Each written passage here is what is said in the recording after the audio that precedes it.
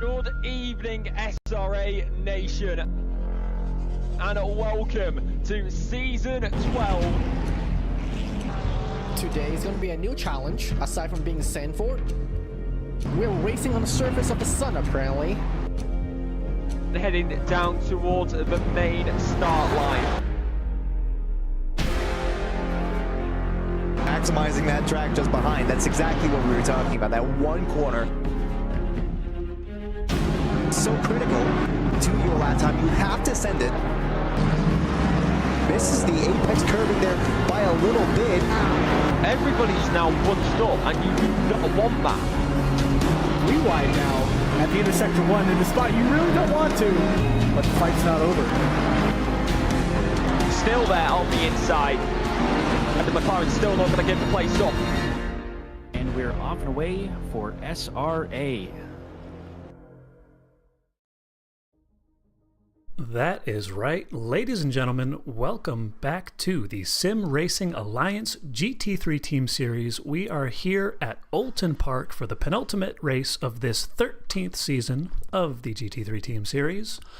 I'm your host, Philip Mueller. Joining me in the booth, as always, Donovan Colton. Welcome back, sir.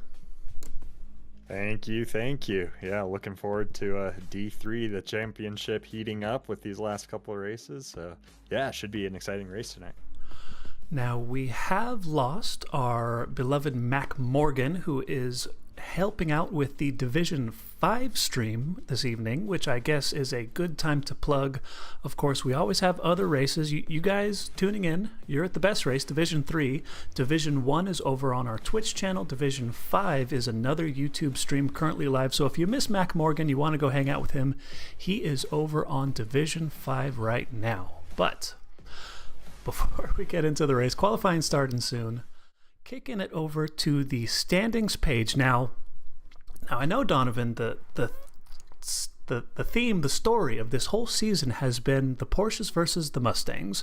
Of course, we still have Selena Boonstra leading the charge, 484 points, followed close behind by Neil Sutherland. But after two dominating performances, Amos Movo has gotten himself into the championship picture, not only for the individual championship, but also for the team championship.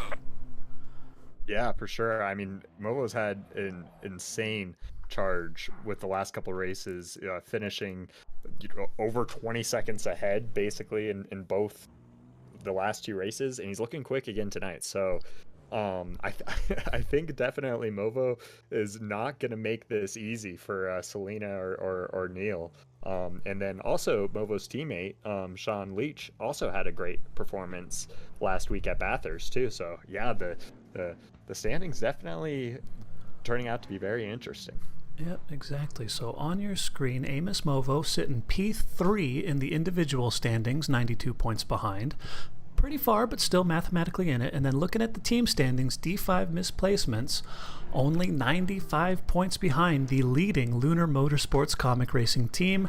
Second place still West Coast, Best Coast, Zipperburn, and Sutherland, 45 points behind. So coming down to these last couple races, this is going to be one heck of a finale. As we mentioned, we are at Oulton Park. Kicking it over to the race scene, Mr. Pat Cockcroft leading us out. We might as well jump on board a quick guided tour of this circuit aboard the one and done Porsche of Mr. Pat Cockcroft. And we were talking a little bit beforehand, Donovan, an innocent looking track. You know, beautiful, you got the nice trees on the side, beautiful green grass, but this track hides some nasty secrets. Yeah, and it's funny, when you look at the track map, it doesn't look crazy. It looks very simple. It looks like, it wouldn't be too difficult of a track, but no, this is a very bumpy track. It's got some really awkward turns. And yeah, it's a tricky track. It's certainly not easy. And we'll also see, we saw as Pat Cockcroft went through that first chicane, he was very cautious to keep it in the middle of the track. When they're going to be on qualifying, especially, they're going to be absolutely flying over that curb on the left hand, and it just eats up tire pressure like crazy. I think throughout the race, especially the drivers are going to have to, you know, balance tire pressures a bit, because you could lose a tire pressure from hitting that curb over and over again. Yep, so coming around turn 1 here, a super tricky one. The track limits are a little deceptive. I mean, I know in this game we're used to being able to run out kind of all over the exit curb, but that one turn, it is kind of the exception to the rule here. Yeah, in general, you don't hit the curbs, but turn 1 you absolutely do, and it's punishing. You can't go past the white line on that. Whereas it's kind of funny, because the last, or at least the last major turn of the track, you like can't. I mean, that one you could go out past all the way to the edge of the curb.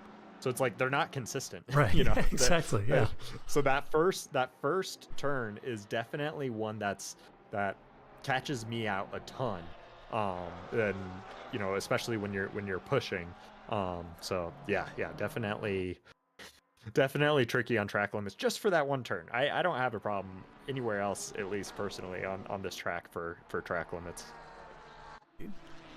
Jumping on board with Mr. Richie Wood, if the game can find him, navigating that hairpin there, start of Sector 2, the beautiful Lamborghini Raiders.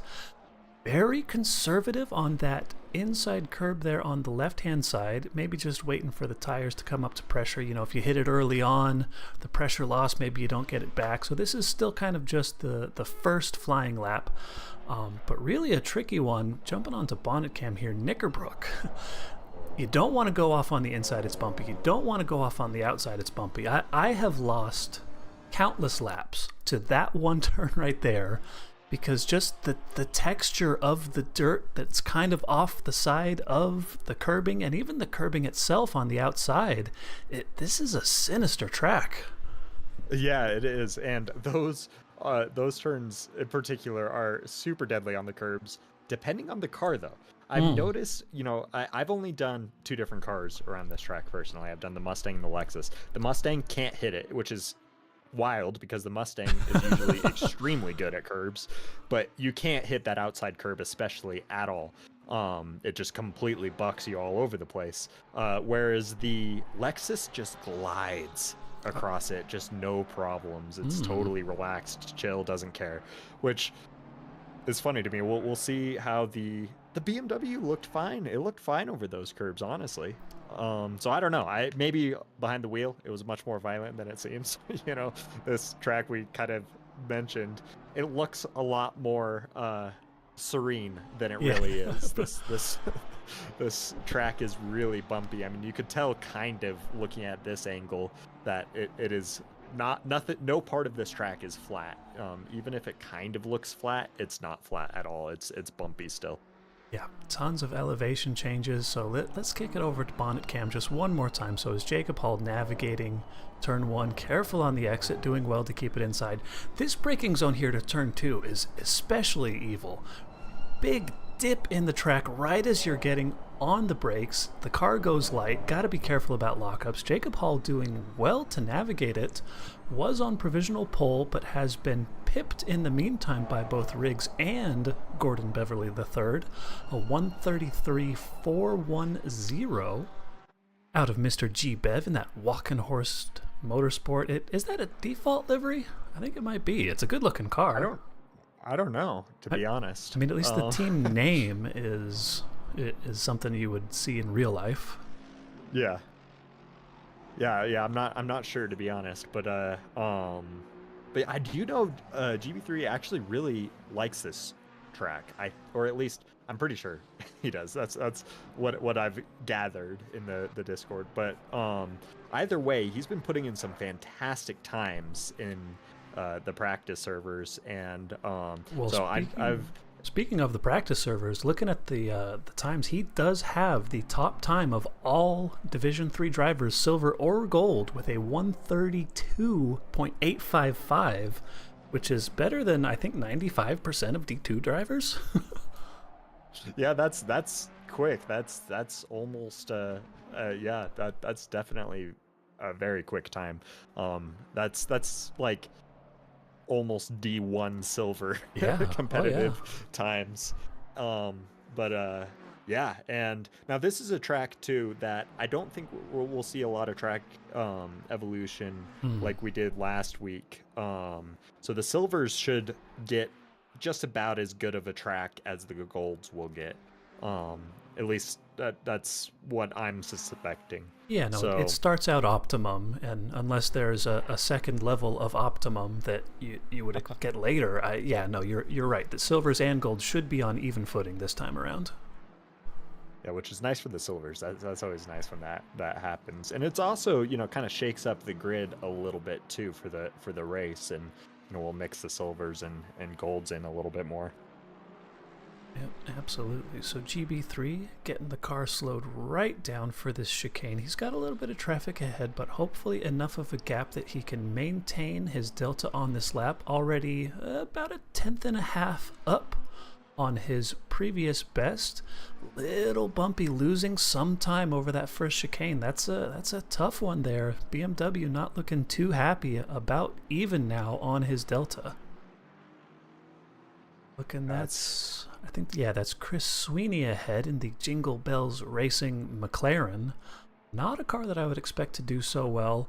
A car that is putting in some good times. Noah McCumber in the headless camo Porsche. Up onto provisional pole with a 133.330.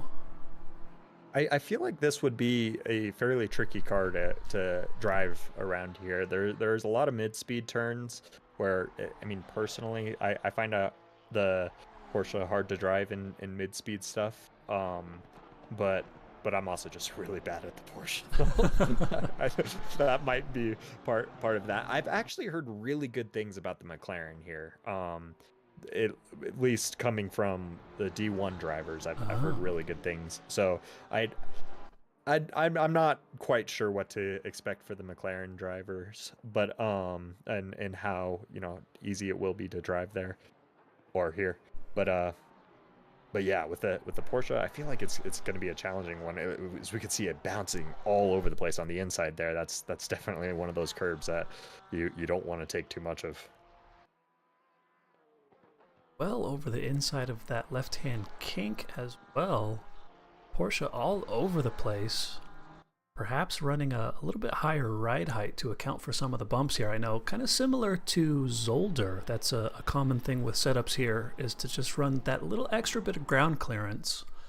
Noah McCumber here crossing the line. Not an improvement on this lap, but with 10 minutes and 30 seconds on the board. He would have had time for one more, but I take it all back. Didn't have enough fuel. Yeah. Yep, so GB3 currently sitting a provisional P2. I don't know if he's going to have enough time to get all the way back around to start another flying lap. And on this lap, he is down on his delta, not on for any sort of improvement. So unless he can hurry up, he's got 5 seconds to make it over the line. And I don't think it's gonna be enough. GB3, wow. So a little bit of traffic. He had to bail on a lap there at the end. P2 provisional.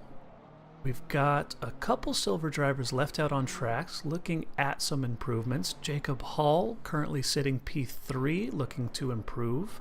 Nitin Murthy, our silver championship leader, currently sitting P6 but about a quarter of a second up on his delta. And as he gets it slowed down, keeping it within track limits on this final turn, he is well up on his delta, and as he crosses the line, Nitin Murthy, provisional pole, a 133.185. Well done to him. Yeah, huge lap there at the end to get provisional pole for now. Absolutely. So the BMW boys, we've got Hall and Ruzic last out on track. Ruzic P9, but with an improvement on the board as he crosses the line, jumping up to P7. Well done to him. Pat Cockcroft still on track, but just right into the pits. Zodi Fade in the Aston Martin, navigating this final turn here. P14 as it stands, and with that little bit of a drift you saw there on the exit, Yeah. not able to improve. So unfortunately, P14 is where he will remain for now, because Selena Boonstra is on the charge, crossing the line for her first flying lap. Looking around, of course, we have to give some special attention to Mr. Amos Movo, our D5 misplacement. I think by now we can call him a D2 misplacement, because he should have been up there. Yeah, I feel like the team name hasn't aged super well. But yeah, I mean, Movo been putting in some insane races the last couple races, and I'm expecting this one should be a good one too. He's had some good practice times, and he won the practice race yesterday as well. So I feel like this is also going to be a strong one for Movo. Yep, no, so as you said, he does have the top gold driver time on the practice leaderboard, a 132.907. Looking to see if he's going to be able to capitalize on some of that potential. A driver who I'm going to call him slightly unlucky from last week. I mean, he had a ton of pace, he had good track position. Jack Sullivan, also fast this week, P3 on the practice leaderboard. The only other driver in the 132s with a 132.990. He's my underdog vote for the day. I'd love to see a great result out of this this beautiful chrome blockbuster Mustang. Yeah, absolutely. And I know Jack likes this track quite a bit. That helps. So yeah, it does help a lot. So yeah, I'm expecting good things out of Jack Sullivan as well during this race. Yeah, just keeping things clean. He has been a bit of an unlucky driver this season, but he's had some solid, strong performances in the top 10 as well. So definitely got a lot of pace for sure. So on his first flying lap, setting a 133.912. Again, just getting everything up to temperature. Selena Boonstra came across the line P11 for now. Sean Leitch P15.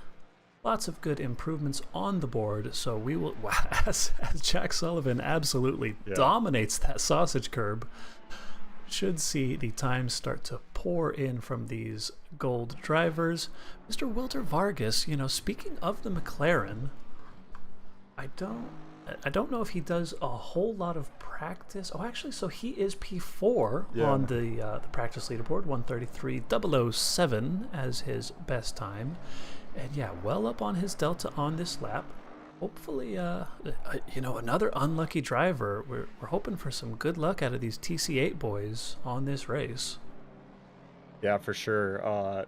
Yeah, because he had a ton of pace in the practice and in the practice race for Bathurst. And then that race, qualifying and race just did not go his way at all. So he's definitely going to be looking for a change in results for this race. And yeah, I think he's got, a decent amount of pace. It looks like that lap was not valid, yeah.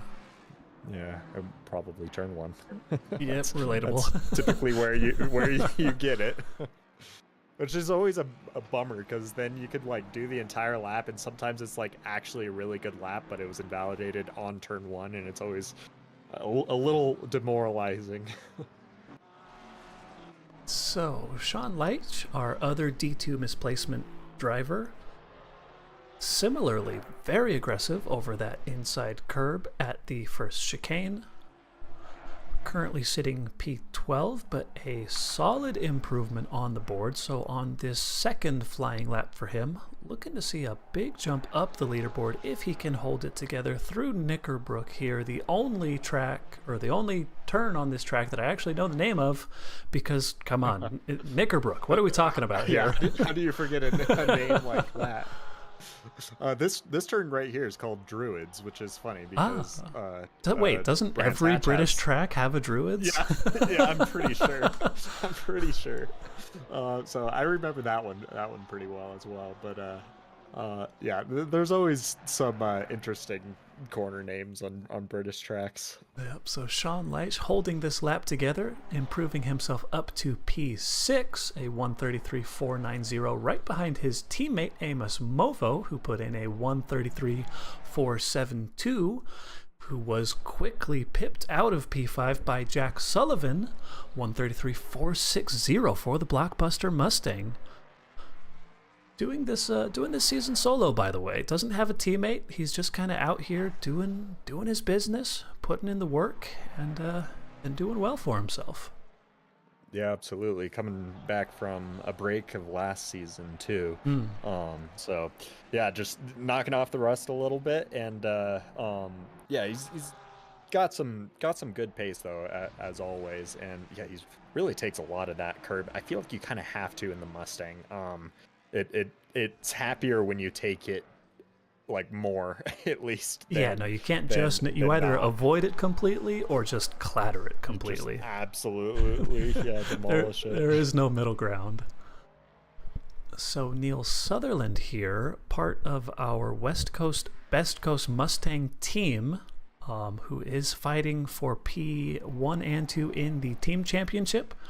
Crossing the line, a 134.102. It looks like he'll have 2 more stabs at this qualifying session.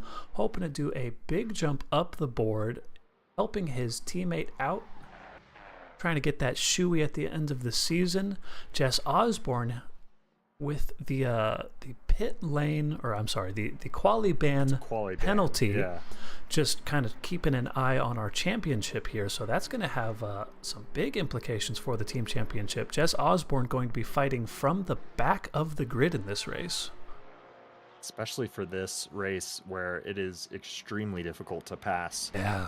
That's definitely gonna be tough to come back from. But yeah, Jess Osborne, he had a pit lane start on the last race as well, and didn't actually had a decent race. Ended up finishing pretty much in the middle of the field. But so he's going to be hoping for a similar story here at Oulton Park. But this one you really have to either pit super early and have really good pace and be careful if you're not losing too much tire pressure and really over pressuring your tires, or just hoping something happens, because it is so difficult to make moves on track. Yeah. So Amos Movo has just crossed the line to start his final flying lap here in qualifying. He's gotten himself up into P2, but just out of reach of Mr. Nitin Murthy, the silver driver in the Mercedes Championship, or Champion Motorsports, representing so far nobody else. None of our gold drivers have been able to touch that time. A 133.185 still to beat. Yeah, like I said, with these oh, good. You love to see it. That's yeah. That looks like Ren Aoki doing the gentlemanly thing, getting out of the way of Amos Movo, releasing him to finish this final qualifying lap. Yeah, Ren is quite the gentleman. Ren's a cool guy. Hello. Yeah. But yeah, this I like seeing all the silvers. Also, Wilder Vargas, I just noticed up to P4 too. Yeah. So able to put in a decent time in this qualifying session to contrast last week's. Yeah, so speaking of Knickerbrook, Amos Movo, he was 2/10 up, and you saw him take perhaps a little bit too much of the inside of that turn. Huge bump out of there, and completely loses all of the ground he's gained, and this lap is over. Amos Movo, provisional P2, is the best he can manage. That's tough. It's so easy to win or lose out time at this track. So looking down the board, so Selena's still on track, not up on her delta. Sullivan about even, maybe in the last turn here he can squeeze out an improvement. We've got Schmitzer down in P14, is still out on track. Our last driver to cross the line, looking for a good improvement out of Schmitzer. Staying on board though with Sullivan, who does well to keep it together. And on the Delta, a big improvement up into pole. Jack Sullivan, a 133.147. In the meantime, Schmitzer did indeed cross the line with a big improvement, getting himself up into fourth place. So Sully, Murphy, Movo, Schmitzer, McCumber, and Vargas, P6. Schmitzer and Movo with identical times too. That's interesting. What a wild qualifying session there. So, as we kick it over to our sponsors, seen on screen now, looking at our community supporter sponsors and title sponsors. These are the men and women of the community that donate just a little bit every month to chip in to help with server costs. Kicking it over now to Jay Queasy for the sponsor read for our business sponsors. A huge thank you to our SRA sponsors and title sponsors for supporting us here at SRA, as well as support from Documise, a modern business solution for product management. Go to documise.com to learn more today. And support from Retro Saga, a North American-based gaming company that provides accessories for your favourite classic systems, including Nintendo, Sega, PlayStation, and much more. Enhance your retro gaming experience today at retrosaga.ca. And a big thank you to our affiliates, Track Racer. Experience redefined gaming with Track Racer's high quality sim rigs and accessories. Use code SRATE at checkout to support us. Armamentario, a toolbox for ACC that will enhance your chance to win. Enjoy a fully customizable and enhanced HUD to change the way you experience ACC. AT3D Sim Shop. Upgrade your sim racing experience today with premium 3D printed accessories featuring precision crafted magnetic shifters, sleek cable management solutions, versatile stream deck mounts, and immersive dashboard displays. Their innovative designs enhance performance and style, elevate every lap with top tier quality and craftsmanship at at3d.net. Go Setups, premium esports setups for everybody. Use our affiliate link on our Discord and take your drive to the next level. Castle and Cauldron, a home-based crafting business specializing in handmade Harry Potter, Fantastic Beasts and Fairy World collectibles. Magic wands, potions, mini dioramas, wall decor, costumery, cosplay, and much more. Castle and Cauldron is where crafting meets the magical. Visit facebook.com/Castle Cauldron. And from KP Concepts, your source for custom automotive renderings, graphic design, and printing. We spend countless hours making you look all good for the spectacle. Check out kpconcepts.com for more.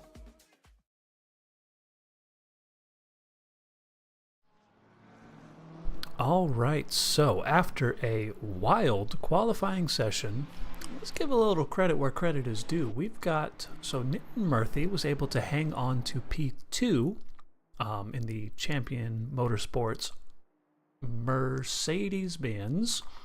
Noah McCumber, headless camo Porsche P5. We've got the BMW boys, GB3 and Jacob Hall hanging on to P7 and 8. So we've got 4 drivers here, 4 silver drivers in the top 10, and an excellent result out of all of these drivers.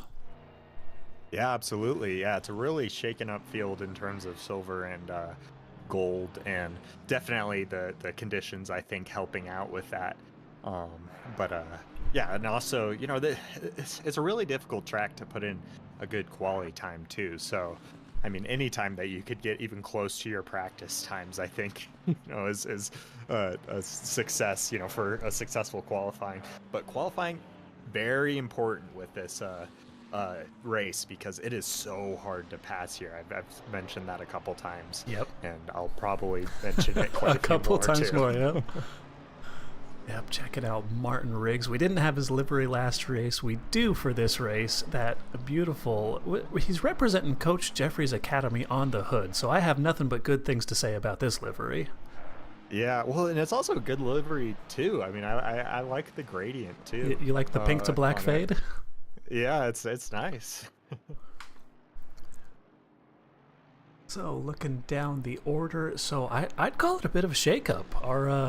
our second place overall driver and second place in the team championship, Neil Sutherland, only managing a P15 qualifying result. His teammate, Mr. Dick Zipperburn Jr., rocking P16. So potential implications for both the individual and the team championships, as Miss Selena Boonstra didn't qualify super well, but is ahead of both of the aforementioned Mustang drivers.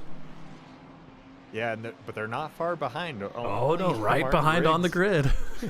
Yeah, only Martin Riggs separating them. So yeah, it's definitely going to be interesting between these three. Definitely the Mustangs. You know, it's good to be next to your teammate, and it's also good to have your rival not too far ahead. But the kind of coming up, Amos Movo, you know, in the championship is pretty far up in P2, so it should be interesting. Or P3, my bad. So, as we are approaching the start-finish line, just waiting for the flags to wave green, and we can get this race underway.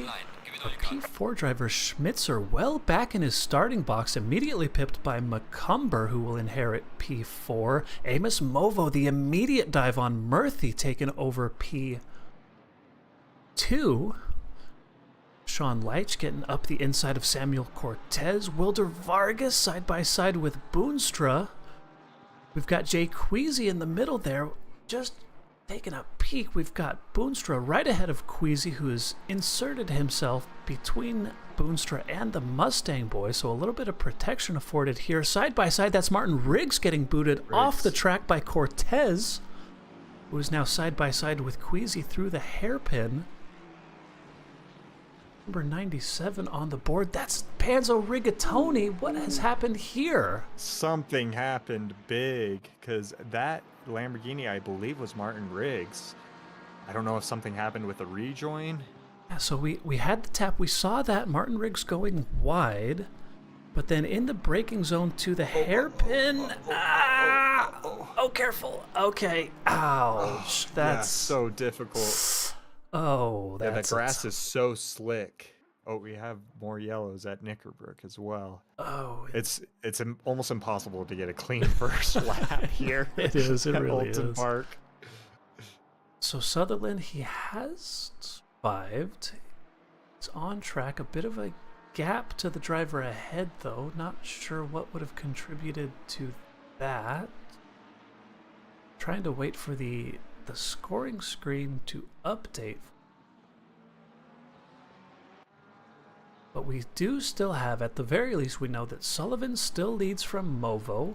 Murthy, despite losing out on P2, is hanging on tight, keeping the pressure on Movo.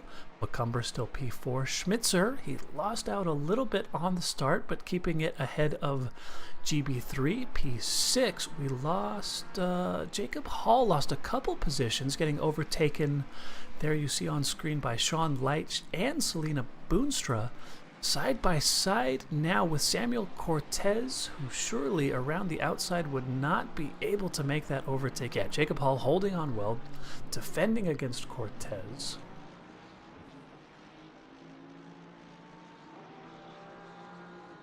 Got some drivers in the pit. I see 97. That's Panzo Rigatoni repairing off a little bit of damage. Hoping to get back out on track and make some improvements. Jess Osborne here up to P30. We'll have to keep an eye on his progress through the field as this race goes on.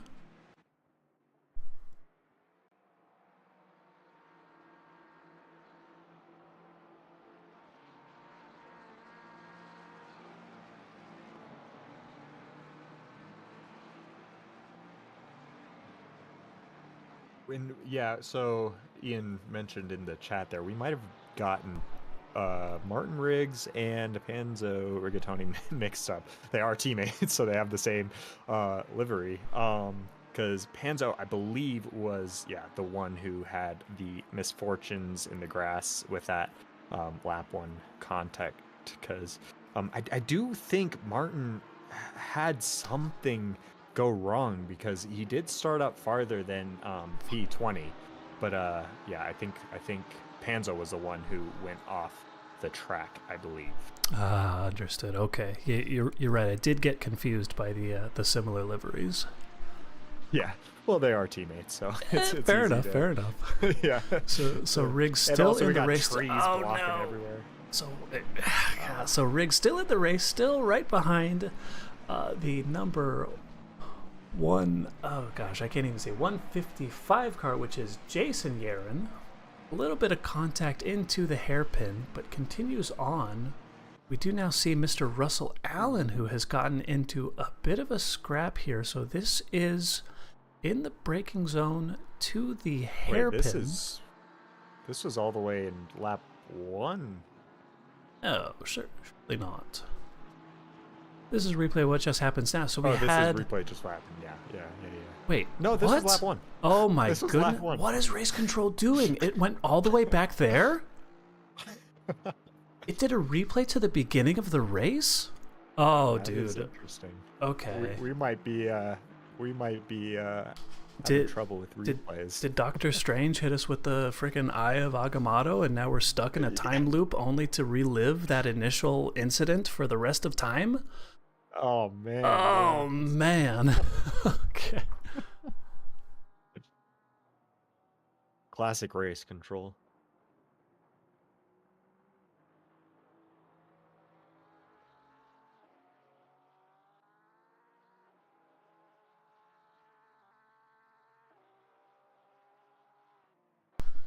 Okay, so jumping back ahead, we do still have, of all things that have failed this race, the one thing that hasn't, Mr. Jack Sullivan, still hanging out in P1, a 1.5 second gap built up over Mr. Murphy. Nitin was Murphy, able who to- has made it back yeah. ahead of Mofo somehow.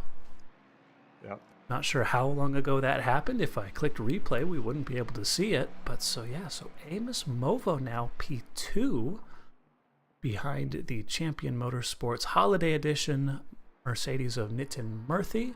We've still got Mr. Noah McCumber hanging out in P4, getting pressurized by Matt Schmitzer in that beautiful Aston Martin. Coming around the final turn for the end of this fourth lap here. 53 minutes left on the board. Lots of time to still make things happen. GB3 hanging out in P6. You know, not the qualifying result I would have expected out of him. And, you know, we've said it before, we'll say it again. Not the track that you want to be behind on. Schmitzer going deep into turn 2. Very deep, yeah. You would expect this to be an opportunity for GB3, but into this left-hand kink, these are not really good overtaking opportunities. GB3 goes a bit wide himself. Yeah. The problem with that turn is you can't send it because it's not a braking zone, and it would be absolutely crazy to go side by side through that turn. Yes. So I would hope drivers wouldn't do that. Ooh, GB3 going a little bit wide, getting kicked out a little bit on the inside of that turn. I don't know if I didn't catch the entry to that chicane. You know, some drivers might be trying to take it a little bit easier over that sausage curb to try to preserve some tire pressure, because like I've said, with that curb in particular, it just destroys your tire pressure, and you know, drivers will want to keep that in check a little bit throughout this race. I'm assuming most people over pressured their left tires specifically for that curb. But another thing that's kind of difficult is this is, you know, a bit of a sunset race, and you know, temperatures might be dropping a little bit throughout the race, and that will make tire pressures even more difficult. Okay, so I don't know. So race. I wonder It's what race happens if control being race control. what happens if I push that? Okay, so I can change camera angles in game, but if I try to use race control to change the camera angles, it'll just go back to Martin Riggs' point of view. I think that was Pan, sorry. Or yeah, dude, whichever one of the very unfortunate Lamborghinis is now stranded in the pit lane. Yeah. But yeah, so Boonstra. Speaking of pit lane, Martin Riggs actually just went into the pit lane. I think serving his stop, which this is definitely a track where you can do, you know, a huge undercut as long as you have your tire pressure situation set up. And it could be extremely beneficial, especially because just having a clean track to drive. I mean, if you look, nobody is in front of Martin Riggs for now. He'll have Levine close behind. Which that's Disaster GB3. strikes for GB3, the favorite going into this race. That's at the could see what exit happened of with the, Knickerbrook. Yeah, we see the skid marks there on track, just on the exit, a little loose. And from P6 now to P31 and counting. As we see now another driver, that's Russell Allen going past P32, a disastrous incident for GB3. You would hope that there was no contact involved.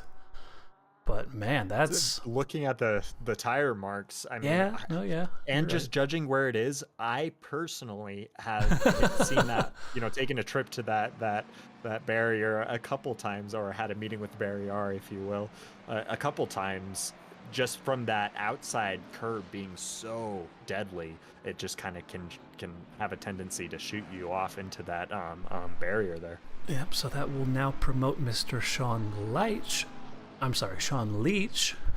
up into P6 of this race. Boonstra inheriting P7.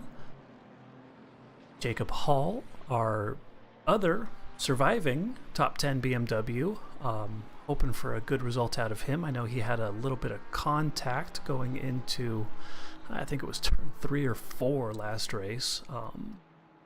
Getting a little bit of damage. P8, a great result for him. We'd love to see him keep it. Sully now, he's not really running away with this race. The gap to P2, which is Mr. Nitin Murthy, it was a second and a half, now down to only 7/10 as they cross the line. 7.72 the gap between P1 and 2. So this one is not over. Nitin Murthy looking racy. Yeah, absolutely. A lot of these drivers, you know, you got to just try to keep close and kind of hope something happens. You know, like I've said many times tonight, it's hard to pass here. So, you know, you kind of just have to, you know, really don't let your, you know, opponent run away with it, and make sure that you can still, you know, keep yourself as big as you can in the rearview mirror. That way, you know, the driver in front of you doesn't forget about you, and you know, you make sure that you're you know, staying within your opponent's minds, because it's a bit of a mind trick to you know, get a pass to happen. So we do also see now Jess Osborne going for the early pit stop. He was our quali ban driver, starting at the back of the grid, had gotten himself up into P29. Looking for a little bit of a strategy win. We'll have to keep track of his progress as this race progresses.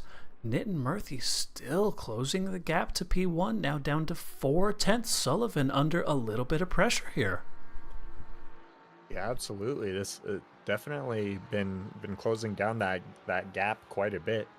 Nitin Murthy, but Movo also be able to keep up. So you know, I think they're all seeming to run away a little bit from P4, 2 seconds gap right now. But yeah, a bit of a difference to the last couple races for sure. So just navigating this tricky braking zone. Turn 2, Nitin Murthy not quite as close to the apex as he would like, but still keeping good pace with Sullivan ahead. 47 minutes left in this race, still plenty of time to make something happen. We just caught a glimpse of that neon yellow Porsche of Jess Osborne on the other side of the track, so he's now got not quite the clearest track ahead, but he'll be able to put in some good laps on a fresh set of tires. Yeah, when you come out in other traffic, you know, who pit early or just like trying to you know, have a little bit of a truce, you know, with the other drivers. It's just like, let's just chill. Let's not fight each other at all. Let's just, you know, try to keep, you know, get as much as we can over this pit. We have a yellow at the hairpin. It was number 43. That's Ren Aoki, I believe. Having some issues. But back on track. Falling down a bit. Yeah, he's back on track, but it looked like he lost quite a few positions there. Yep, right ahead there of GB3, who very tight on the braking zone. Ren Aoki yielding to the slightly faster BMW Walking Horse Motorsport representation. Back up at the front, gap still as tight as ever. Selena Boonstra losing a bit of ground to Sean Leach. Not quite a battle for P6 and P7, but staying just outside of slipstream distance. Not that, you know, on this track, I don't think any of the straights are long enough where the slipstream really comes into effect, even in the dominant and overpowered and needs a BOP adjustment Mustang, would you say, Donovan? Oh, man. Hey, you know, we only have, what, 3 Mustangs in the top 10, right? Only 3 Mustangs in the top 10. Hey, it has what, plus 10 here? That sounds about right. Could be plus 20, but who am I to say? Oh yeah, I think it actually might be plus 20. I don't remember what it's at. But I try to ignore the bop, you know. Yeah, no, yeah, of course I would too if I was being in a Mustang this season, at least. When I'm in the Lexus, I pay good attention to the bop. Yeah, but so far the purple lap of the race being set by a Ferrari 296. So all right, maybe the BOP police doing their job well. Nitin Murthy getting dropped a bit by Sullivan. 1.2 seconds now the gap as they cross the line. It'll update to still 1.2. Amos Movo doing the pressure. Schmitzer, speaking of pressure, still trying to keep just in the rearview mirror of Noah McCumber ahead. That's a battle for P4 and P5. Tight battle on track would be Hall on Zipperburn. Ooh, as we have a yellow flag, the number 295 car of Mr. Jeremy Yaron. Off at Druids, and with the rejoin, careful, Mr. GB3. That was close. So unfortunately, off into the grass goes the Holiday Inn liveried Ferrari 488. This is the old Ferrari. Down now into P30 for Mr. Jeremy Yaron. You hate to see it. Yeah, it's a tough car around here, and yeah, he's had a tough season this season. It's been a really tough one. So yeah. Huge props though, you know, to keeping it and, you know, showing up and putting in you know, the performances. I know he's really looking forward to Valencia. That's one of his favorite tracks. And the 488's really good there too. So I'm sure he's just wanting to get this race over with and move on to greener pastures, if you will. That is relatable. So Mr. Jacob Hall still right up behind Mr. Zipperburn. This is a battle on track for P10 and 11. Jacob Hall looking to get a little something done. Zipperburn a little loose and squirrely on the exit of that final corner there.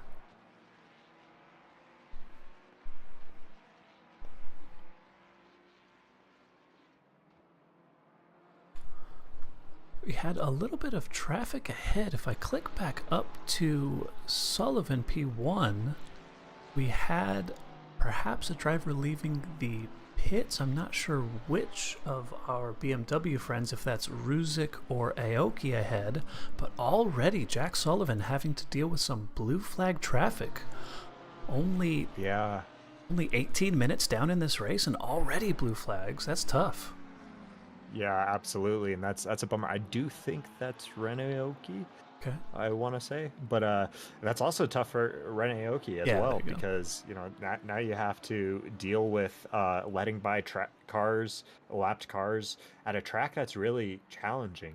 Now, I know Ren is actually really good at managing blue flags, and I've seen from experience being on track, and also Pablo being teammates with him Ferrer. in endurance. So off on the inside of the exit of turn 1 and struggling to get back on track, he manages to do it. Very slippery off in that grass. So this is, like you said, it's a later race, 8:30 at night. Temperatures might be a little cold out there. Tires might be struggling a little bit for grip. Well, he also might have taken too much of that inside curb, and the McLaren does not like these curbs at all. You have to be very careful on the curbs. And, I mean, no car really likes the inside curve of T1. You have to be careful you don't take too much of it. It's awfully inviting, and you want to take a little bit of it, but it's really easy to take too much.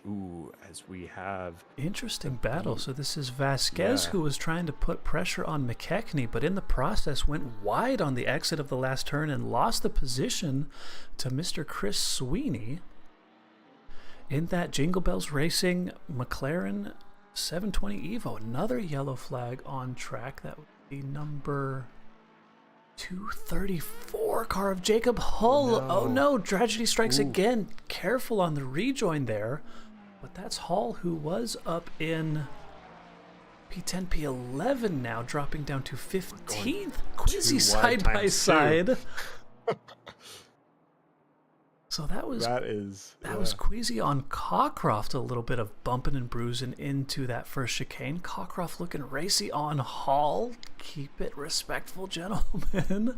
Hall going a bit deep. He's going to be compromised, but be able to pull it back. You can pull it back a little bit if you go deep on that first one because you have that second turn. And now it looks like he's got some front end damage. Yeah. This track, you know, if you're going to get front-end damage, this is one of the ones you want to get front-end damage at, but he's really wide through Druids. Cockcroft and Queasy Cockcroft and Queasy are gonna sneak on through there. That might be front damage coming in, though. I mean, harder to turn in if his turn-in is compromised. I wonder if we're going to see him pull off into the pits. Indeed. Yeah, no. With that front end damage, that loss of downforce, just that terminal understeer, losing him a couple positions, hopefully getting it repaired now, and we'll get back on track. We also see Mr. Samuel Cortez in the pit for an early stop out of P11 and another TC8 driver. What else do we got there? Yeah, who? That's Pablo Ferrer also in for an early stop. Cortez No, that was Cortez. Duh. I already said that one. Yeah. Yep. Okay, so Cortez off and running.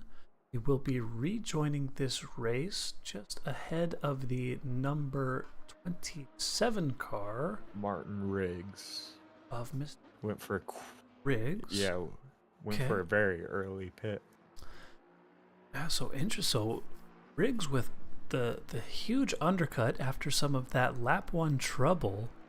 But Cortez coming out well ahead of him. You would have to imagine that's down to pit stop time. Maybe Riggs had to repair some damage during his stop. So back up ahead, though. So we had some good racing there. And Jay Queasy and Pat Cockcroft are still in a little bit of a battle on track. Jay Queasy only about a half a second behind that Porsche ahead. Our closest on-track battle besides Vasquez, who is still battling with Justin Kechties. Well, so he had lost the position to Sweeney, is now back past Sweeney and pressurizing McKechnie again. Sweeney losing out a couple seconds there. You wonder if that was an off-track for him. But Luis Vasquez, I mean, I can feel the frustration. You can tell he feels like he's faster than this Ferrari 488, but on this track, unable to make any sort of move happen, looking up the inside of almost every turn, unable to get an overlap on the brakes. Yeah, absolutely. Super. I mean, it's so hard to get anywhere. You know, this track. You know, typically I feel like I see the most turn or passes into Knickerbrook or on the second to last turn as wide out of the hairpin. Yeah, super sideways. One thing I wanted to point out though is Nitin Murthy pit, as well as Smitcher behind him a little bit. But Murphy, I'm wondering if he's going to be trying a undercut on Jack Sullivan here. He doesn't have anybody in front of him, so this is definitely endangering Jack Sullivan's lead of the race a little bit. I wonder if we're going to see Sully. We do see him in the pit. Well, and so perhaps not the best stop for Murphy. So you see on your timing screen there, he came out about 5 seconds behind, I'm sorry, not McCumber, behind Schmitzer, who is now our top driver of our drivers who have pit, right ahead of Samuel Cortez. You see on your board there, 4.8 seconds off of Cortez is Nitin Murthy. So you wonder what happened there on the pit stop. Yeah, absolutely. And another thing to note, I don't know how Movo would know this, but he did not pit to, I don't know. I mean, he wouldn't be covering Murphy. He might just be thinking, well, if Sully pits, then I'm going to stay out and get some clean track ahead of me and just try to put in some good laps. It looks like Sullivan does not have necessarily the cleanest track in front of him. A little bit of traffic. But at least now he knows that Murphy is not much of a threat right now, falling back a bit in that pit stop. Well, so interesting scene. So Sullivan, you see on track right behind GB3 and Russell Allen. Because Sullivan is pit and GB3 has not, this is not a blue flag situation where you would think that the drivers ahead would be required to yield. This might lead to Sullivan getting held up a bit. Yeah, especially because they're battling for position. They might not be too keen to let Sullivan by. Although I say that, no. I don't think GB3 is going to be too keen on letting him by. So yeah, this has not worked out well at all for Jack Sullivan, and Movo stays out again. So this is working out pretty well for Movo. Yeah, if he could put in some hot laps here, this is an opportunity for an overcut, which we don't see very often. Struggling through that first chicane, McCumber right up on his tail, but Sullivan looks like so GB3 and Russell Allen both pit on that lap, so Sullivan is now released. Yeah, thankfully. And that has got to be so relieving for Sullivan. He probably was not feeling too good about those cars in front of him. Oh, definitely not. So on track now. So of our drivers who have pit, Sullivan with a big gap over Sutherland, who made it out ahead of Schmitzer somehow. I'm sorry, is that correct? Schmitzer was P4 or 5 or 6, and Sutherland was P9? What? That's Schmitzer right behind him there. I believe Schmitzer was... That's an insane jump from Sutherland, going from P9 now to, of our drivers who have pit, P2? Yeah, that is a big jump. Big for the championship too. And I've said this a couple times this season. Sutherland is good at putting in some really consistent, quiet races where he's just able to keep things nice and clean and is able to put in really solid performances. Movo staying out even still, where McCumber behind pit. So good call. So yeah, that should be interesting for Movo, and interesting to see if Movo decides to come in this time. Well, so there goes Sully. McCumber, yeah, it not far behind Sully at all. So we'll have to wait for our drivers to cross the next timing line, but as they do, right now. So Jack Sullivan ahead of McCumber, ahead of Sean Leitch. I'm never gonna get that right. I've been saying Leitch for 3 seasons. Bear with me. So Sean Leitch, P3 of our drivers who have pit, but a big gap between him and McCumber. So Movo, Boonstra, Vargas still yet to pit. We'll have to see where they Movo's come pitting. Ah, there it is. Good call. So our race leader, or the inheritor of the race lead, after So is Sullivan Selena. pit, and Selena. Okay. So this is the moment. Let's take a click back over to Jack Sullivan. As his closest competition on track have both come into the pit, Movo and Boonstra. Jack Sullivan navigating this tricky third sector of this race. And if he can keep it together, you would hope. Yeah, I mean, just looking at the gaps on track, this is going to be close. This is going to be close. But Sully crossing the Movo's line now. still not Movo moving, down he's off the moving. jacks. We're about to see Sully. There he goes, flashing Yep, past there he on your goes. screen. This is That gonna be is close between Macumber. but not quite. Oh, Yeah. not close enough. So Movo coming out of the pits P2. Taking a click back at Selena Boonstra, who, again, will have to wait for everybody to cross the timing line. She's A little bit of blue pit flag traffic Leach, ahead. Though. She's ahead of Leach. Yeah, and so it's now Sutherland, Sullivan from Movo from Macumber, Boonstra P4 provisionally ahead of Leach, Sutherland, Schmitzer, Cortez. Earthy, though, I guess the big loss in all of this from P2 or 3 he was before the pits to, I'm looking at the board right now, what is that, P8 or 9? That is brutal Yeah. stuff for Murthy. Yeah, absolutely. I wonder if there was just some, like, missing his pit box or something. Turn 1, I have been in that gravel trap myself. Elliot Levine hoping to get it restarted and back on track. Another yellow flag. So this is Kevin Anderson, who we saw. He was just trying to stay out of the way. He was blue flagged, and I mean, hey, that's one way to do it.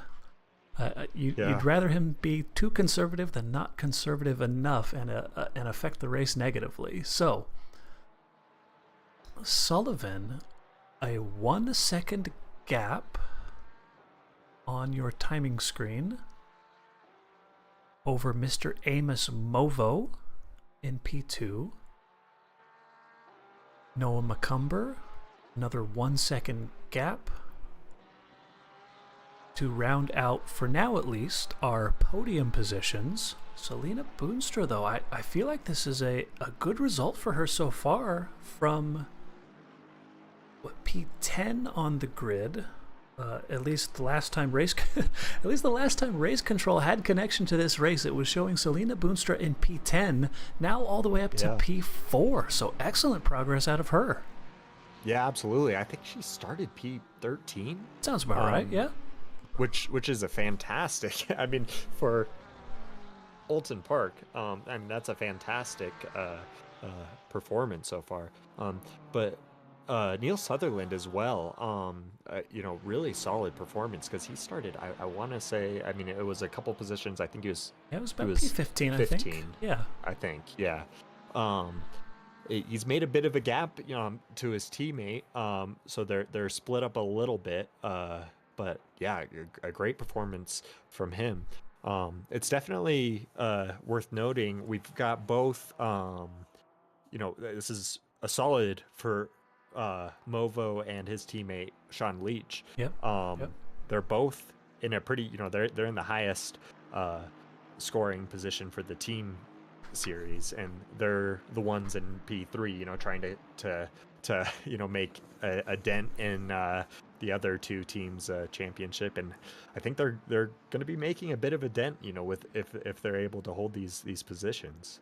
Yeah, no, so coming into this race, 95 points down on Boonstra and Osborne. So Boonstra still earning some good points for herself. Osborne, in the meantime, has made some good progress. P20 on the board before everybody has completed their pit stop. So a fair charge out of him. I mean, we've got 37 drivers who started this race, which is a great turnout, by the way, for being this late in the season. Division 3 showing out with the attendance numbers. Jess Osborne looking at a P18 right now with 26 minutes left in this race. Great progress from him. Yeah, absolutely. he's going to be happy to be able to qualify at Valencia too. He's been putting in these good performances, serving these penalties though, so which is really big. That's really important. It's easy to get discouraged and to just have terrible races, you know, when you have a big penalty to serve, and so he's doing really well to still provide, you know, as good of points as he can for his team with Selena there. Yep, so one of our closest battles on track. This is Sutherland putting the pressure on Sean Leach. This is a battle provisionally for P5 and 6, as we do still have Pat Cockcroft, who has yet to stop. I feel like that's a constant theme. Pat Cockcroft loving his overcuts this season. He does. That is definitely a thing he likes to do. And, you know, I don't necessarily blame when you have a clean track. It's sometimes nice to just take advantage of that clean track. You don't want to, you know, door bang with a bunch of cars. And sometimes, you know, if you're not confident in you know, in the car, in the track, then, you know, that could be a good strategy. Absolutely. So Murphy, despite the loss of position, still doing decent work in this race. I saw Samuel Cortez Samuel there. Cortez was P9, but has wide. dropped now, yeah. Yeah, went wide at T3 and it lost a couple of positions there, and losing another position to Zipperburn there. Just Also straight going lining the through chicane, letting his teammate Vargas pass, and Derek Stack. Cortez perhaps some I wonder if he's having a hardware technical issue or difficulty. He something. leaves the server. Samuel Cortez leaves, out yeah. of this race. Yeah. Tough there. So the We also had a yellow. We had somebody else off at T3. 9:45. That was 9:45. Colin Shea. Hey. Of course, we would be unable to we get have the GB3 too. No, not I think again. that's GB3. It is. You're right. Hairpin. Dude, Oh. he's who I picked think for we my can- Santana pick D's. What's going on? GB3. Yeah, it's a tough. This is such a tough race to predict, you know, who can do what, because it is such a punishing track, and I think we know what happened there, and that would likely be just literally all you have to do is just touch the grass on the outside, and you're done on that turn, and you're just being sent into the tire barriers there. The grass is so slippery here. I feel like it's slipperier here than like anywhere else. But I mean, touching grass is dangerous. Yeah, not advised anywhere. But, yeah, but yeah, Movo, wow, really putting on some pressure to Jack Sullivan here for the lead.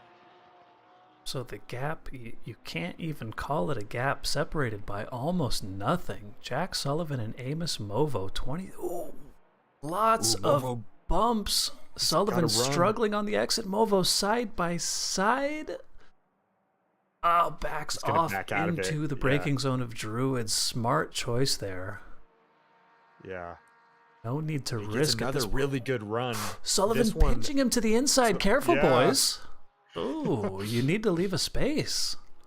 Yeah, absolutely. But that's going to compromise Sullivan's exit. But he is in the Mustang, which is, you know, as we know, good down these straights. And Mo is not going to be able to do anything about it. You know, it's so difficult. That's one of the only turns that you can send it down the inside because it's enough of a braking zone. And Sullivan knows that. And so he, you know, defending all he can for that. Yep, so now still Almost tons seemed of really pressure, close. navigating this quick left-hand kink into the braking zone of the chicane. Sully going wide, doing the double apex cutback, barely keeping Movo behind. This is tight racing between these two. And back down the field, we do still have Sutherland putting a little bit of pressure on Sean Leach. He's dropped back a bit. See on our mini-map, the number 231 car still struggling. Yeah, GB3. Martin Riggs, P10 on the board.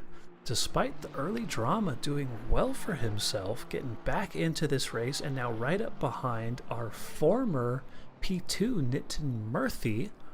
A battle on track for what would be provisionally P8 and 9 here. Martin Riggs in that beautiful Ghost Rider Racing liveried Lamborghini.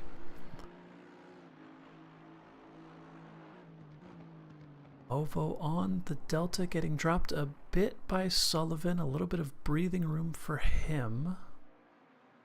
Looking for close battles. Let's check out Mr. Connor Adams. This is a nice little grouping here. We've got Zodi Fade, Connor Adam, and you see Mr. Richie Wood, our sweatshop leaderboard representative. Richie Wood been putting in the work this season. Currently running P20 in this race, right up behind a tight battle between Fade and Adams. Coming into Druids here. You wonder how that's going to go. We've got a slow-moving car on the main straight. You imagine that's Pablo Ferrer. A little bit of blue flag traffic, doing well to keep it respectful. Yeah. But he's still moving. Number 27 and off track. That's Martin Riggs. We were just looking at Mr. Martin Riggs, who was doing so well behind Murthy, is now off after turn 2 and stopped. Oh no. I feel like that's got to be another... And he's... Oh, is that another hardware malfunction? He's out. He's out of the server. I mean, I didn't see anything or any other reason why he would have had to stop there. Yeah. Yeah, I wonder if that's something outside of the race that caused that to happen. Yeah, maybe another cat jumping on a keyboard. So we did have He does Pat have two Cockcroft. He does have Pat Cockcroft in the pits. So now our leaderboard will be sorting itself out as our drivers come across the next timing line. Jack Sullivan now back into P1 of this race, still under a huge amount of pressure from Mr. Amos Movo, sitting in P2. Noah McCumber, our top silver representative so far, representing the headless camo Porsche. Wow, you see a head Movo right up behind Sully through that hairpin. Yeah. Wow. These guys are going at it. 19 minutes left in this race.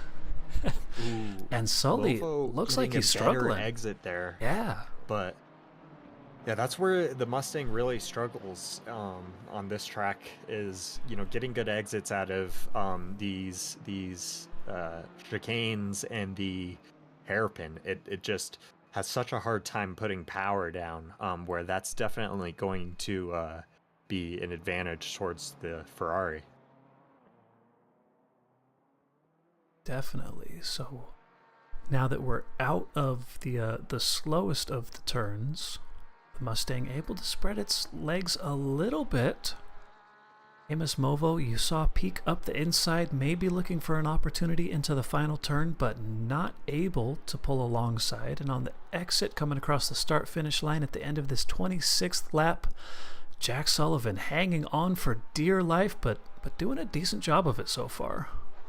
Absolutely, yeah. These sweeping turns are where the Mustang really comes into play, and you know can take advantage of you know what it does well. It's just coming into the sector 2, you know, with all the slow turns. It's difficult. So another little bit of on-track action here. This is Wilder Vargas of the TC8 Racing Team, right up behind Mr. Zipperburn, doing well to get himself up into P9 from what was, I believe, a P16 start. So Zipperburn doing well for his team, currently P6 and P9 for the West Coast Best Coast Mustang team. Decent performance out of them. Selena Boonstra still hanging out in P4. A bit of a lonely race for her, 5 seconds back of Noah McCumber. And you see there Sean Leach about a second behind, not close enough to put too much pressure on Boonstra, who is hopefully just doing the head down hot lapping that she needs to do to bring this one home. A solid P4 on the board potentially for our overall championship leader. Yeah, absolutely. All our leaders in the championship are keeping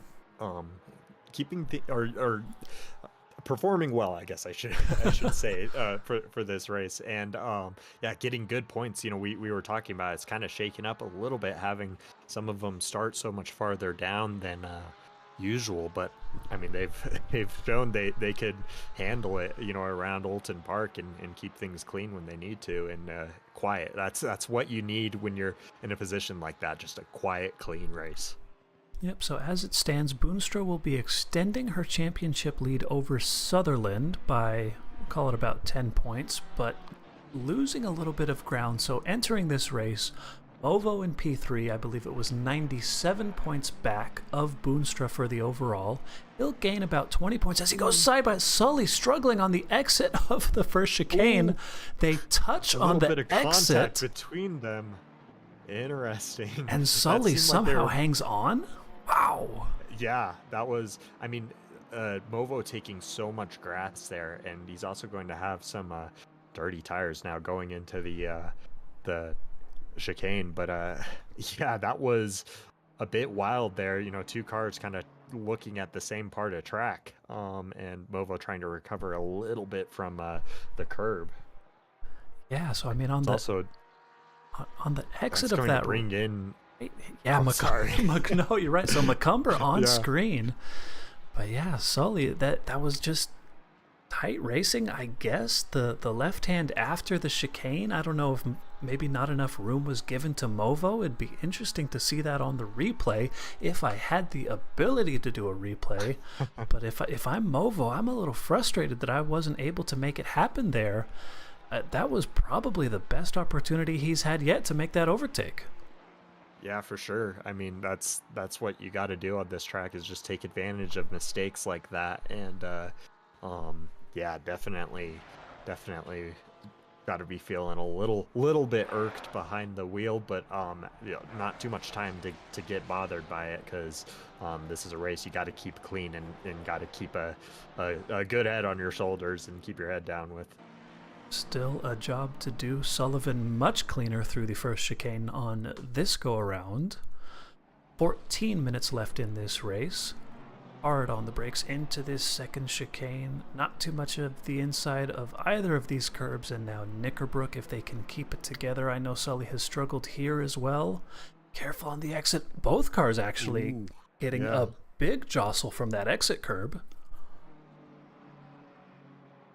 Macumber still right behind, looking opportunistic. He says, yeah, boys, keep fighting ahead. This is an opportunity for me. Yep, bring it back here. Bring it back here. Yep. That's what you like to see in front of you, is two cars fighting hard. Oh, and the battle continues. Sully wide at the exit of the final turn. Movo. Fortunately, Movo not going to be able to capitalize off of that, though, just due to the fact of the Mustang's power. I'm assuming they're both running, you know, pretty much full downforce setups, and a full downforce setup on the Ferrari is not very fast on the straight. Movo wide. Deep from Movo there. Keeps it on track, though. He's still alive. Oof. Yeah. I wonder if that's just messing up the braking with that bump there. That just is ridiculously punishing if you don't time it perfectly. Yes, indeed. Still right up behind, though. Didn't really lose a whole lot of time. Still 4/10 on the board. Yeah. Really catches a lot into the braking and through that hairpin and through these chicanes. He's just got a lot of pace. Great drive out of that. Yeah, slowly slow out of that. Side by side. Hold this around the outside here, which he's losing on the straights a little bit. No, Sully with the inside line there in the braking zone to the second chicane maintains the advantage. This one is going down to the wire. Macumber still now right up behind Amos Movo. Less than 2/10 between P2 and P3. Selena has built a bit of a gap, 2.5 seconds now to Sean Leach, still P5. Sutherland trying to do a little bit of a charge, 1.7 seconds back of Leach. We got Schmitzer and Murphy and Zipperburn. Vargas still rounding out our top 10. Gotta go back up front though. Jack Sullivan. Little wide through turn 1. There was an apex there somewhere, but not not losing too much time. Still doing well to keep it ahead of Movo. Movo wide again. Movo deep again, yeah. Yeah, just struggling on the braking there into turn 3. Is that turn 3 or turn 2? You're telling me that right-hand kink counts as turn 2? The right-hand kink is turn 2. God. Okay. Yep. Yeah, unfortunately. It's turn 2 in our hearts. It's turn 2. So once again, through this chicane that Sullivan has struggled with so much this race, does it very well this time around. Not under any threat from Movo coming into the braking zone of this second chicane, getting it woed down well over the inside of both of these curbs. And again, Knickerbrook bumpy on the inside, slidey on the outside. Not great drive out of the Mustang. Movo will be right up behind, but Druids here, not the opportunity that you would be looking for.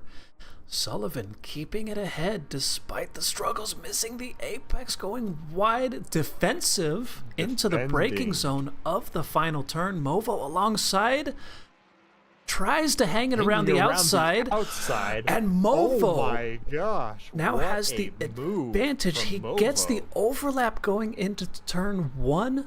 Sullivan, though, not giving up. He does brake early. He doesn't. Whoa, Macumber! Macumber keeps out of it, but that is huge for Movo. I mean, what a pass around the outside there. I was thinking there's no way that's going to work, but really heartbreak for Jack Sullivan, losing out 2 positions there in just a couple turns, and just brings this battle of... Oh, hey, GP3. GP3. But yeah, just brings this battle back to Selena, and Selena now in the fight in this top group. Man, so Sullivan, he was side by side with Movo going into turn 1. He broke, perhaps in hindsight, way too early, not only ceding the position to Movo, but giving Macumber the advantage. 2 positions lost in the course of 2 turns, and yeah, Selena now looking to take advantage of these struggles. Movo, I mean, look at the... So only about a second the gap now. Macumber still in this. I just can't believe that move on Movo around the outside. That was just fantastic. Fantastic stuff from both drivers too. You know, Jack keeping it very clean and respectful, going very defensive. But yeah, Movo sending it around the outside. So as it stands now that Movo has gotten himself up to P1, that's an additional 10 points gained on both the team and individual championships. So Selena will still come out of this race as it stands with more points gained over P2, but Movo threatening now in the lead of his 3rd race in a row. With the purple lap, I might add. Oh, Sullivan! Oh no! Sullivan going into the braking zone of the hairpin, just a little deep. Did he miss his braking point? I'm not sure exactly what happened there. It looks like he might have just maybe, you know, after you know, moments like he had there, that's a bit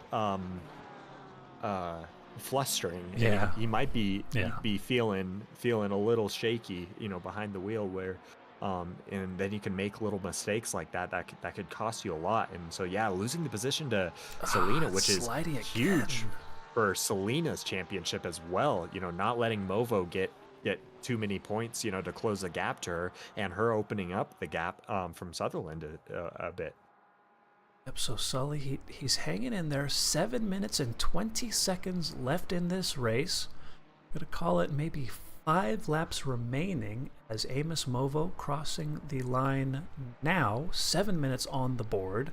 So Sullivan's currently sitting P4. He's got to hang on to this race. You only need, it's only 7 more minutes. You've got this, Jack Sullivan. Wide there through T1. This is the point of the race where I'd be worried about drive-through penalties. I wonder how many speed coupons these drivers have left. Yeah, absolutely. That, fortunately, there's only really the one place to get it. I mean, you can go wide, but I'm assuming the other places that you would lose, unless you cut too much curb during one of the chicanes. I could actually see that on the first chicane. Yeah. And that could be a spot that you could get track cuts. But Yeah, I can invalidate a lap anywhere. yeah, true. Yeah. I'm good at that on this track. But I guess I'm saying, a lot of them would be no time gains. Okay, yeah, I got you. But yeah, with this, I think my guess is most drivers aren't struggling too much with track limits, but maybe after I say that, all of a sudden a bunch of DTs will be coming through and I cursed it all. Yeah. So Boonstra still hanging on P3 now with a 2.5 second gap to P4, so a decent position for her. Not really where you would be. I mean, at this point of the season, where she is in the standings, you wouldn't expect any sort of late race heroics out of her. Just bring it home, decent points, P3. You don't need to win, in fact, any races in order to win a championship. Noah McCumber, P2, has lost a little bit of time to Movo, 1 full second. The gap now between P1 and P2. Sean Leach right up behind Sutherland, putting a bit of pressure on him. This is a battle for P5 and P6 on track.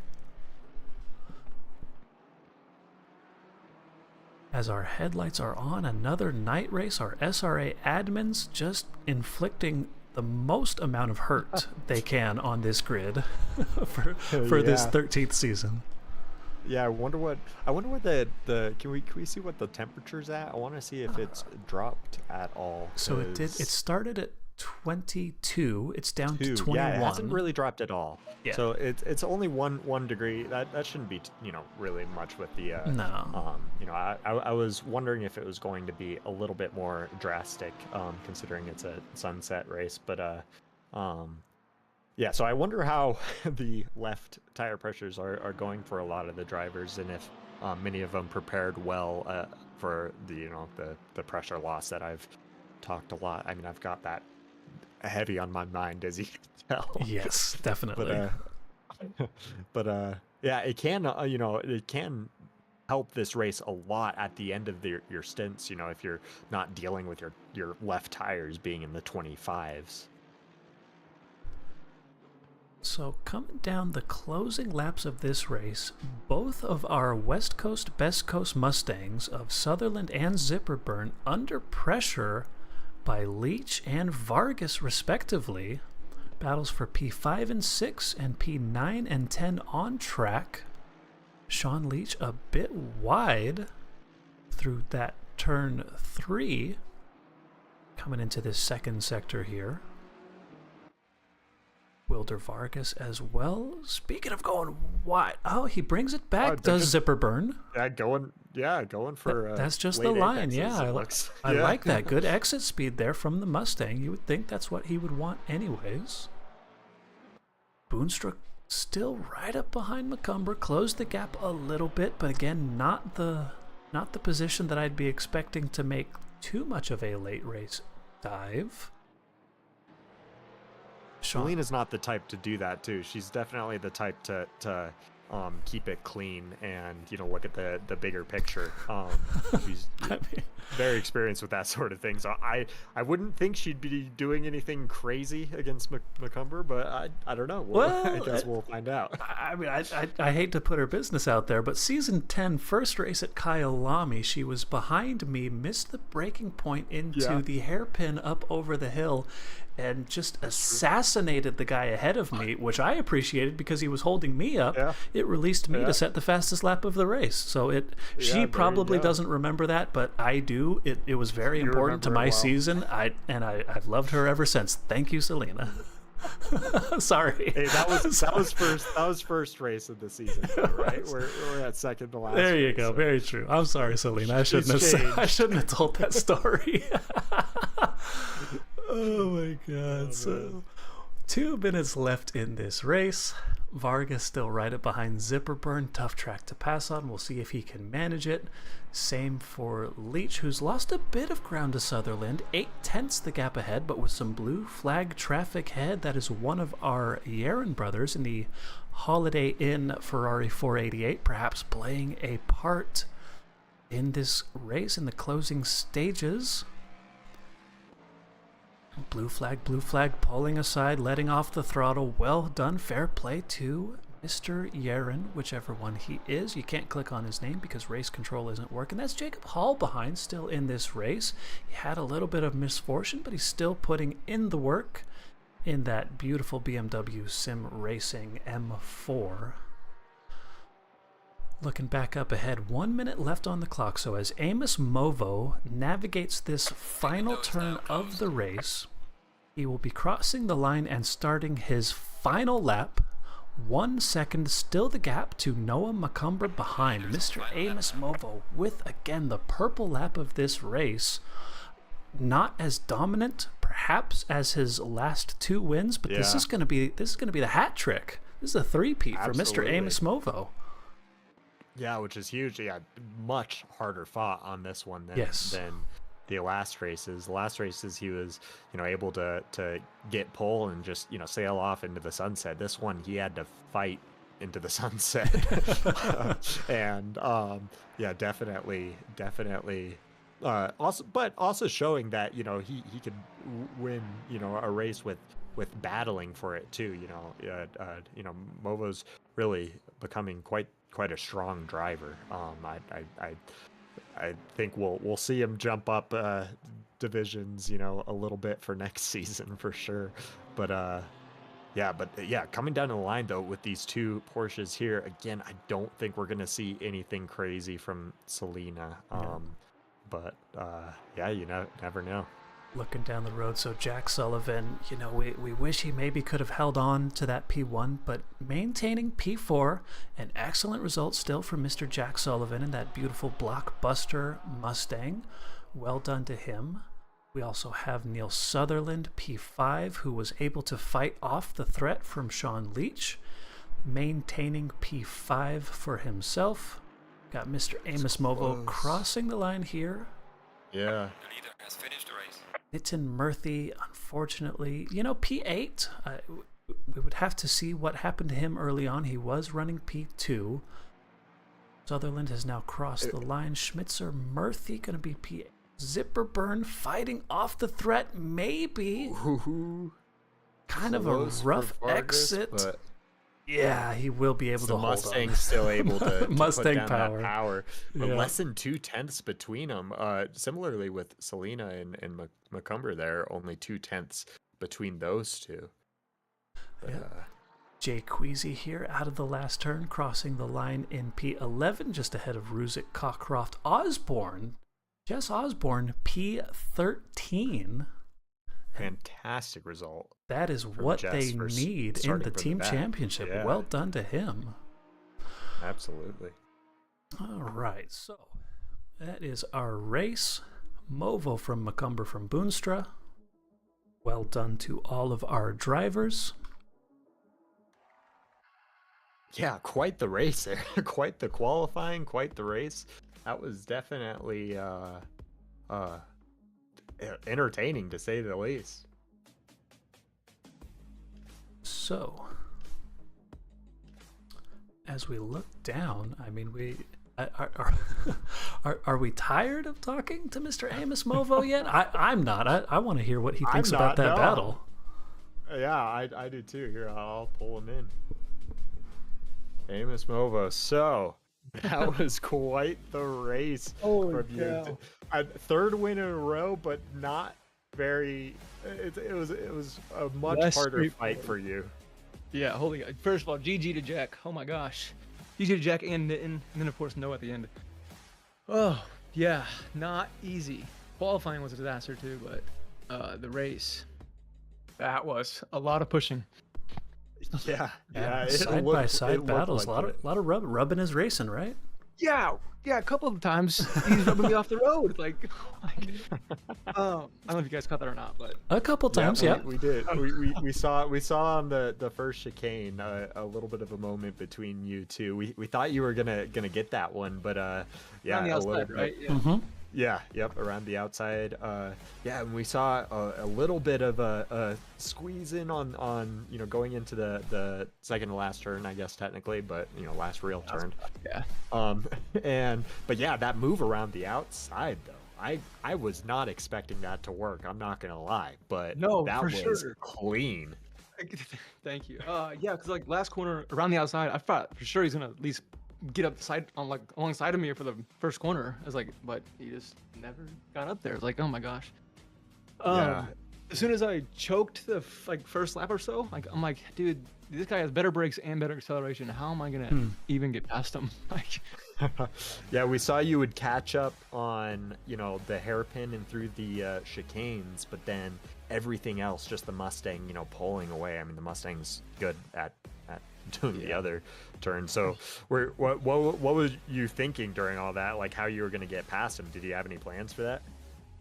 no, I mean, I definitely didn't have any ideas up until I saw him like losing traction. Like I felt like his tires were dying, or like he had low pressures or something like that. I'm like, okay, so he's definitely like struggling out of the chicane. So that like feels like a benefit to me. Like maybe I can get a run into the second chicane.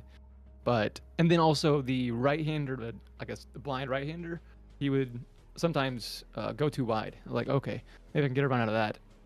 But I think it was more of a attrition, just wait until his tires died. Yeah. But Yeah, then I had to work. But then Noah behind me was like, okay, Jack, if we don't get this settled, Noah's gonna catch me and he's gonna pass me.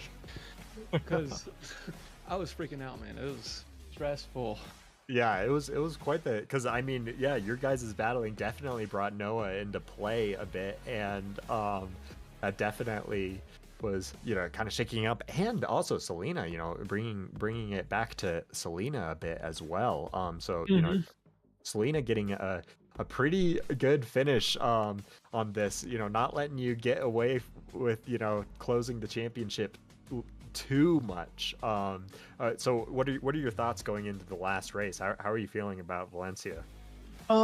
So for sure I'm not hoping that Selena does bad, but I do need her to do bad. And then seeing her at the podium again, I was like, oh my goodness, man.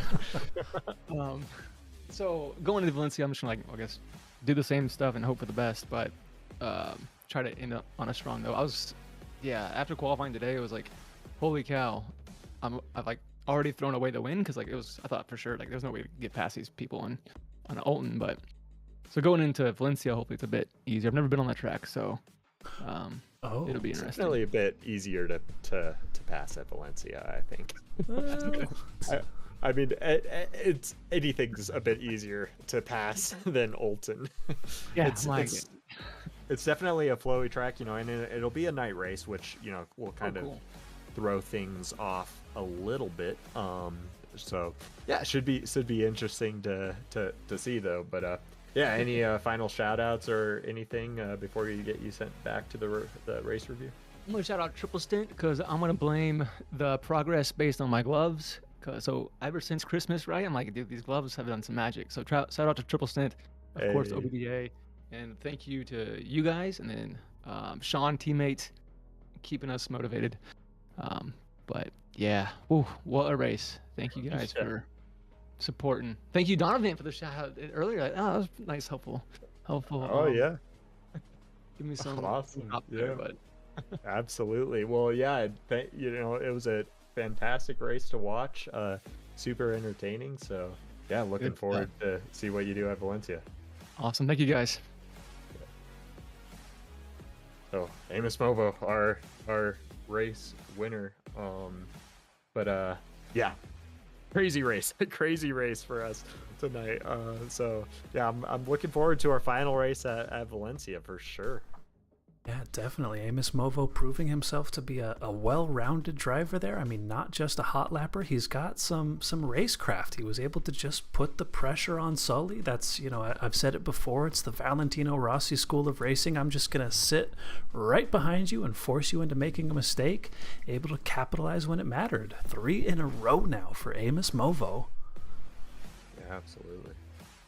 How are we feeling? I don't know if what your schedule's looking like, but I do still see Selena Boonstra in the D3 race chat. Coming into this last race, I'd love to get her thoughts on this championship battle. I would too. Yeah, let's pull her in. Selena Boonstra in the commentators booth. We just wanted to get your thoughts on that race. Were you expecting a podium tonight? How are you feeling about that? Honestly, that's a hard one. Like, I came in with a mindset with, okay, I didn't qualify where I thought I would, and my PB is, I believe, a 0.3. So I came in like, oh, I didn't get that what I thought I would get, so I'm just gonna take it easy, just pray on everybody's downfall, unfortunately, of people ahead. I'm like, okay, I'm just gonna chug along, be consistent, and that's all I'm gonna worry about. And then it just sort of happened. Like, I just slithered through on the first couple of laps, went for opportunities where there was gaps, and just, yeah. Yeah, it seemed like it seemed like you were able to keep it clean, keep a calm demeanor on track, which is really important for this track. Sometimes I think I mentioned during the stream that you kind of, especially when you qualify out of position, you want just a clean, quiet race, and it looked like you had a relatively quiet race. So that could definitely help out a bit. So going into this final race, you're leading the championship. You were able to finish ahead of Sutherland. Movo, importantly, because Movo's been kind of creeping up on you guys with these race wins. But you've been able to finish strong, and getting a podium is really big. So how are you feeling going into Valencia in defending this championship lead for both the individual drivers championship and the team championship? Well, it's pretty high stakes, I will say. The pressure is on, and I know Amos Mofo is so fast, but I think just keep my nose clean for next race. Do the same thing I did at Oulton Park, except try to qualify better. But I feel better about Valencia, honestly, because I know Oulton Park is a really, really tough track to be not just consistent on, but just get those qualify times in such little time. And it's just one of those tracks where it's just, you have to do so many laps and then get it in, and it's hard to do it under pressure. But Valencia, I've done pretty well there in the past, so I personally do love Valencia a lot better than Oulton Park, but I'm with you. Yeah. Relatable, yep. Honestly, I mean, turn 12 is iffy with that uphill chicane little S's type thing, but yeah, I'm looking forward to the final round, and I'm excited to see if there's going to be any final showdown with Movo. I'm really excited about that one, let me tell you. Awesome. Yeah, well, we're excited for it too. I mean, yeah, Valencia is a great track. It's definitely less punishing than Oulton Park. Oulton Park is a pretty punishing track. And Valencia is a lot wider too, which is nice. So a little bit more open to battling. It can be a little bit tricky to pass, but it's a lot better for or a lot easier to pass, I should say, than Oulton Park, but most tracks are. Oh, for sure. Yeah, because Oulton Park is one of those tracks too where you really have to qualify high enough, because it's near impossible to overtake unless somebody makes a mistake or goes out, as what has happened pretty much during this race. It's just my mindset with that too, just it's Oulton Park. But yeah, Valencia is a really it's one of those good tracks that you can do pretty good battles on, and don't really have to worry too much about qualifying, but in the end it is better to qualify high enough anyway. But sure. It gives better breathing room for sure with the track width. Yeah, for sure. All right, well, any last thoughts, any shout outs before I send you back to the race review? I'll say shout out to Jess for Yeah. I know it hasn't been the best season for him, but that's okay. I had that in last season, and Yeah. but it happens, and he's doing an amazing job nonetheless, and I am definitely, as a teammate, proud of him, and just still sticking here with a keep going attitude, persistent attitude, and love that. Yeah, absolutely. He's been actually had some pretty good finishes, all things considered. Oh, yeah. What, finished P13 Yep. tonight, I believe. And yeah, that's actually that's really big, to be able to put in those good performances, with a penalty like that. And it's important for your guys' team championship, to try to hold your lead. So yeah, that could definitely make or break it. Yeah, it's all about consistency, that's for sure. And you got a teammate, consistent, there you go. Yeah, absolutely. That's all it is. Right. Consistency. Yeah. Well, I'll get you sent back to the race review. Huge congrats on the podium. Thank you. So Selena there with our P3 finish. So yeah, what a race from our D3 drivers. Definitely excited to see what happens next week. Wild race, tons of action. So clicking over to our schedule scene, round 8 Valencia, final race of this season, final track on the calendar, coming up this time next week. Don't miss it. Tuesday the 18th. It's gonna be a wild one, man. It's funny, it's a wide track. You think there's going to be a lot of action, a lot of side by side, a lot of overtaking opportunities, but I mean, at least from the races I've done there in the past, maybe it's just that the braking distances aren't long enough. Kind of a tough track to get any moves done on for me. It is a tough track for that. I've done 2 races. I mean, one was a smaller race, one was a very quiet race, and I have good memories of Valencia because that was my first win in D5. Nice. But and that race was quiet, but the practice race prior to it was insane, and that had some amazing battling. Granted, that was D5. Sometimes there's a bit more of a disparity in pace in the lower divisions. As you get higher in the divisions, the drivers will get closer and closer to each other, and so sometimes battling could get a little bit more difficult to make passes. I think it's kind of like a middle of the road track for me. It's not the easiest track there, and it's a very sweeping track, so there can be a lot of dirty air, for when you're following cars, which can make it a little difficult. And as you mentioned, yeah, there aren't like super heavy braking zones. There's only a handful of heavy braking zones, but I don't know. I've seen some good battles on it, but it definitely is interesting. However, as I pointed out, it is a night race, which throws in another variable. That's right. So yeah, that could make things a bit interesting, and could also make things interesting on that chicane thing that Salita was talking about, that uphill in sector 3. That could make things interesting in the dark. I've never driven Valencia at night before, so I'm not sure how that will come into play, but I guess we'll find out next week.